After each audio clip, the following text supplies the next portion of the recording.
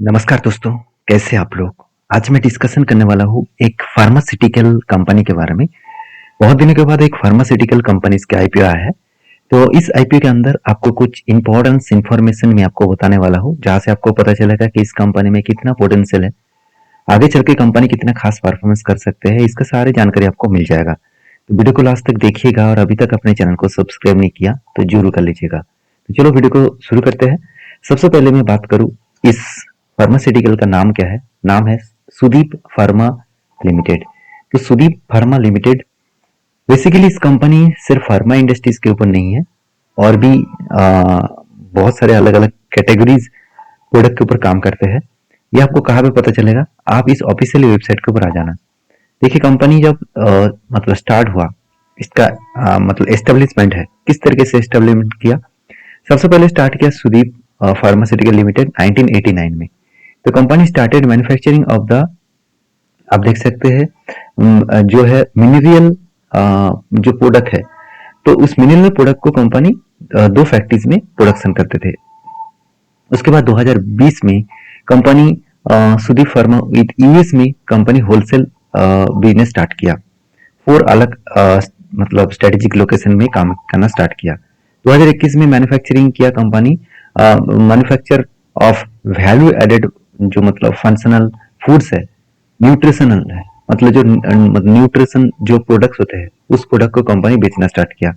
2023 में pharma Europe, मतलब company देखिए सिर्फ एक जगह पे मतलब स्टेबल नहीं है, और अलग अलग कैटेगरीज के ऊपर बिजनेस को स्टार्ट किया। उसके बाद सुदीप 2024 में कुछ अलग काम किया, केमिकल्स प्रोडक्ट्स पे भी कंपनी सेगमेंट के ऊपर काम करना स्टार्ट किया। 2025 में एनएसएस तो न्यूट्रिशन सप्लाई सर्विसेज के ऊपर कंपनी काम करना शुरू किया। इस तरीके से बिजनेस को धीरे धीरे करके सप्लाई चेन को बढ़ाया। तो कंपनी के सिर्फ फूड बिजनेस के ऊपर काम नहीं है, कंपनी का जो प्रोडक्ट है आप देख सकते हैं फार्मास्यूटिकल्स प्रोडक्ट्स है, डीआरई हेल्थ है, साथ ही साथ आप देखेंगे तो मतलब इन्फेंट न्यूट्रिशन है, डेयरी प्रोडक्ट्स है। साथ ही साथ आप देखेंगे आप यहाँ पे देखेंगे तो जो बेकरी प्रोडक्ट्स है वो भी कंपनी बनाते हैं। तो उसके साथ साथ बेवरेजेस प्रोडक्ट्स के वो प्रोडक्ट बना मतलब इंग्रेडिएंट बनाते हैं। साथ ही साथ स्टेबल फूड के ऊपर भी इंग्रेडिएंट बनाते हैं। साथ ही साथ आप देख सकते हैं कॉन्फेक्शनरी के ऊपर भी कंपनी काम करते हैं। तो कंपनी सिर्फ एक बिजनेस के ऊपर नहीं है, अलग अलग कैटेगरीज के बिजनेस के ऊपर है, और जो कैटेगरी कंपनी को आगे बढ़ाने के लिए काफी है। कंपनी के रिसर्च एंड डेवलपमेंट के ऊपर ज्यादा काम कर रहे हैं, क्वालिटी चेक के ऊपर भी बहुत मतलब अच्छा काम कर रहे हैं। साथ ही साथ इंफ्रास्ट्रक्चर भी कंपनी का न्यू टेक्नोलॉजीज का है। तो कंपनी कौन सा सर्टिफाइड से है यहाँ पे आप देख सकते हैं। तो इस कंपनी आप देख सकते हैं इंडिया से लेकर यूरोप कंट्रीज में, साथ ही साथ अमेरिका, इस तीनों देशों में कंपनी अभी काम कर रहा है। तो कंपनी किस तरीके से खुद को आगे बढ़ाया, वो एक इन्फॉर्मेशन यहाँ पे आ चुके हैं। अभी चलो कंपनी के बाकी डिटेल्स देख लेते हैं। सबसे पहले मैं बात करूँ कंपनी फार्मास्यूटिकल्स के ऊपर, फूड ग्रेड्स के ऊपर, न्यूट्रिशन के ऊपर, स्पेशलिटी न्यूट्रिशन के ऊपर कंपनी काम करते हैं, और ओवरऑल 100 से भी ज्यादा कंट्रीज को कंपनी सर्विस देते हैं, सेल करते हैं। तो कंपनी का टोटल प्रोडक्ट है 200 से भी ज्यादा, और कंपनी के R&D सेंटर्स भी है, खुद के रिसर्च सेंटर्स भी है। कंपनी के जो पोर्टफोलियो है उसमें फार्मास्यूटिकल्स, फूड एंड न्यूट्रिशन की बिजनेस है। स्पेशलिटी जो इंग्रेडिएंट्स है उसके भी बिजनेस करते हैं। साथ ही साथ टेरिटोरीज के ऊपर भी कंपनी काम करते हैं। तो कुल मिलाकर 704 इसका परमानेंट एम्प्लॉइज है इस कंपनी का। तो अभी देखिए कंपनी का स्ट्रेंथ क्या है। स्ट्रेंथ के बारे में ज्यादा चर्चा मैं नहीं करता हूँ, क्योंकि कंपनी हर जगह पे खुद के स्ट्रेंथ को तो दिखा गया है, मतलब हर कोई कंपनी खुद की स्ट्रेंथ तो बताएंगे। तो यहाँ पे कंपनी के फाइनेंशियल डिटेल्स के ऊपर आ जाता है, जहाँ पे मुझे कुछ शॉकिंग डेटा देखने को मिला। ओवरऑल बात करूं, कंपनी का जो एसेट है वो धीरे धीरे करके बढ़ता हुआ देखने को मिले। 400 से लेकर आज 900 तक पहुंच चुके हैं लास्ट 3 ईयर्स में। इसका मतलब कंपनी के एसेट अच्छा खासा ग्रोथ हुआ। उसी हिसाब से क्या इनकम ग्रोथ हुआ? बिल्कुल नहीं। टोटल इनकम जो था 2023 में 438 करोड़, उसके बाद 2024 में 465 करोड़, उसके बाद 2025 में 511 करोड़। तो इसका मतलब कंपनी का जो इनकम है वो धीरे धीरे करके ग्रोथ हो रहा है। कितने परसेंट से ग्रोथ हो रहा है? 10% से। कंपनी का रेवेन्यूज 10% से ग्रोथ हो रहा है। अभी प्रॉफिट देखिए तो 62 2023 में था, 2024 में 133 बने, 2025 में 138 बने। इसका मतलब 4% से कंपनी का प्रॉफिट ग्रोथ हो रहा है। वो बहुत लास्ट 2 ईयर्स में कंपनी का प्रॉफिट ग्रोथ बहुत पीक हो चुके हैं। इसके पीछे रीजन भी है क्योंकि अमेरिका ने टैरिफ भी लगा दिया फार्मास्यूटिकल्स प्रोडक्ट के ऊपर। तो इस कारण की वजह से एक झटका तो लगा फार्मास्यूटिकल इंडस्ट्रीज में। तो उस झटके के कारण कंपनी का प्रॉफिटेबिलिटी मार्जिन कम हो चुके हैं। मान के चलिए बाहर से कोई भी प्रोडक्ट आप इंडिया में लेके आते हैं, अगर वही प्रोडक्ट 100 रुपया बाहर से जो लिया, मतलब आप लेके आ रहे हैं, उसका रेट है 100 रुपया और इंडिया में मान के चलिए उसका 50% टैरिफ है, तो उसका कीमत आपको देना पड़ेगा खरीदने के लिए 150 रुपया। तो 50 रुपया आपको एक्स्ट्रा देना पड़ रहा है। तो इस कारण की वजह से मैं अगर वही प्रोडक्ट मुझे इंडिया में या 110 में दूसरा कोई प्रोडक्ट मिल जाए तो मैं तो उसी को खरीदारी करूंगा ना। तो इस कारण की वजह से मार्केट में एक हलचल है और फार्मास्यूटिकल इंडस्ट्रीज में एक बहुत बड़ा प्रेशराइज है। सिर्फ इसी के ऊपर नहीं, जितने सारे बड़े बड़े प्लेयर है, चाहे वो सन फार्मा हो, डॉक्टर रेड्डी हो, सिप्ला हो, तो और भी बहुत सारे कंपनीज है जिसके ऊपर बहुत ज्यादा प्रेशराइज है, जो अमेरिकन मार्केट में प्रोडक्ट को बेचते हैं। तो इस कारण की वजह से प्रॉफिट मार्जिन घट चुके हैं। अभी देखिए धीरे धीरे करके सब कुछ ठीक हो जाएगा क्योंकि ये सारे टर्म्स हो रहेगा नहीं, क्योंकि पिछली बार जब टर्म जब मतलब देश के प्रधानमंत्री हुए थे, राष्ट्रपति हुए थे, उस टाइम में भी टैरिफ लगा था और 65 डेज के आसपास इस तरीके से टैरिफ के रूल्स चले थे, उसके बाद बंद कर दिया गया।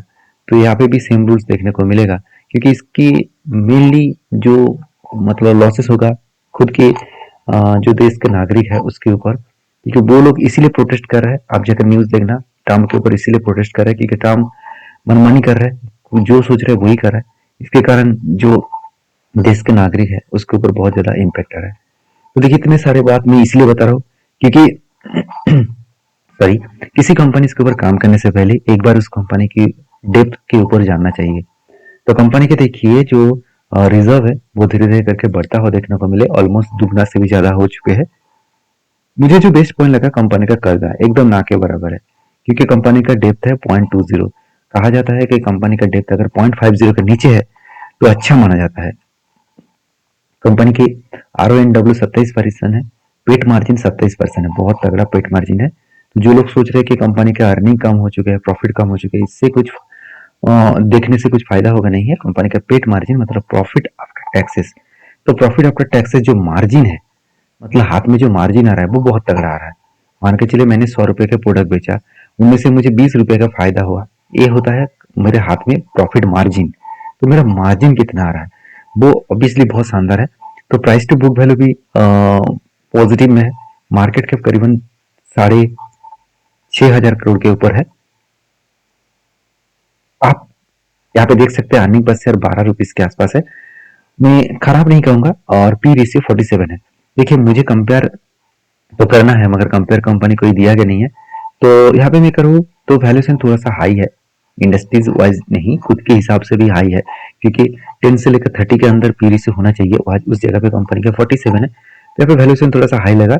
उसके बाद देखिए कैपिटल एक्सपेंडिचर के हिसाब से बात करूँ तो 75 के आसपास इसका कैपिटल एक्सपेंडिचर के हिसाब से, सॉरी कंपनी बता रहा है कि जो कैपिटल एक्सपेंडिचर टूवर्ड आप देख सकते हैं परसेंट ऑफ द मशीनरी, मतलब मशीनरी को खरीदारी करने के लिए कंपनी 75.81 करोड़ इन्वेस्टमेंट करेगा। तो कितना मार्केट से पैसा उठाने वाले वो भी देख लीजिए, करीबन 895 करोड़ पैसा उठाएगा, उसमें से 95 करोड़ बिजनेस में इन्वेस्ट करेगा, बाकी 800 करोड़ वो खुद के जेब में भरेंगे। तो ये मुझे थोड़ा सा वीक लगा क्योंकि ज्यादा पैसा बिजनेस में इन्वेस्ट होता तो शायद बिजनेस का ग्रोथ और भी बढ़ता। तो यहाँ पे उल्टा हुआ, जितने सारे प्रोमोटर है, जितने सारे इन्वेस्टर है इस कंपनी के ऊपर, तो वो लोग तो आज खुद के पैसा लेकर भाग रहा है। तो मेरे हिसाब से यहाँ पे थोड़ा सा झटका लग सकता है।